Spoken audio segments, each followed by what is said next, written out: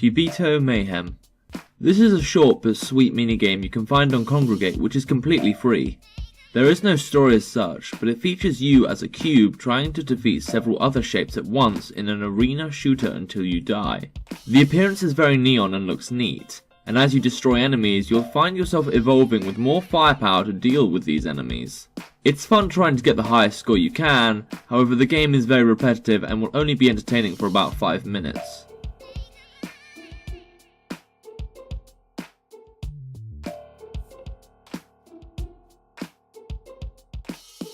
Reaper of the Undead.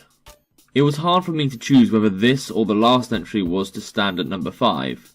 The main disadvantages this game has over Cubito Mayhem was mainly the less appealing appearance and the slower pace this game has. However, Reaper of the Undead stands at number 5 because you have more choice over how your avatar develops, there is a higher variation of enemies, and there are unlockables once you beat the game.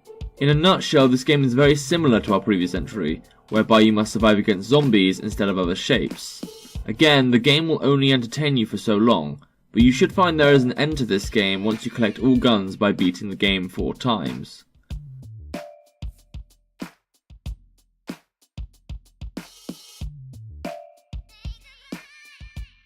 Styx, Master of Shadows.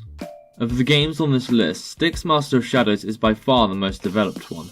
The story goes, you are a goblin who is trying to navigate a tower to access an amber tree, a precious resource to both the human and elf clans.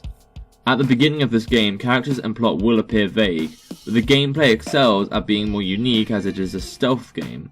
The area is very interactive, and you can use your surroundings to help improve your chances of survival. The reason why this game scores so low on this list, however, is because it is currently priced at $29.99, which personally feels like a little too much. Along with this, the game won't have you doing too much gameplay at first and will expose you to a lot of cutscenes, which features many uninteresting plot points.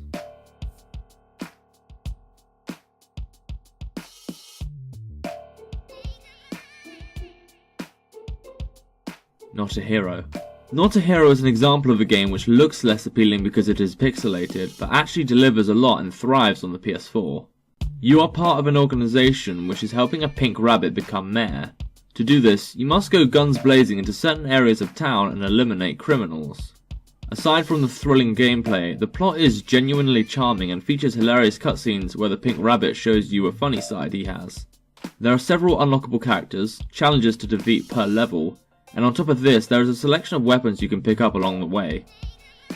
The only downside to this game is that it costs $12.99, but it's definitely a fair price and certainly a game I'd invest my money in.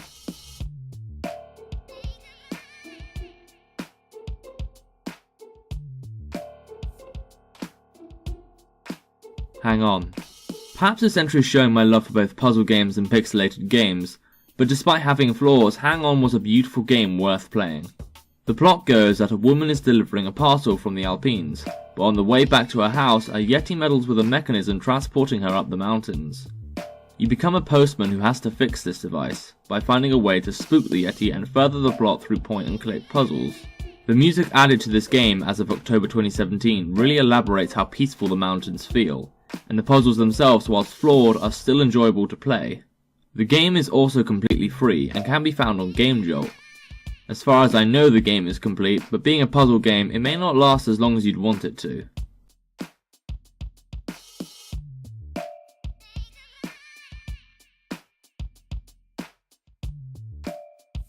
Sword and Staff. Many times in Game of the Week, I found I've either rated early access games at the top or the bottom of my list.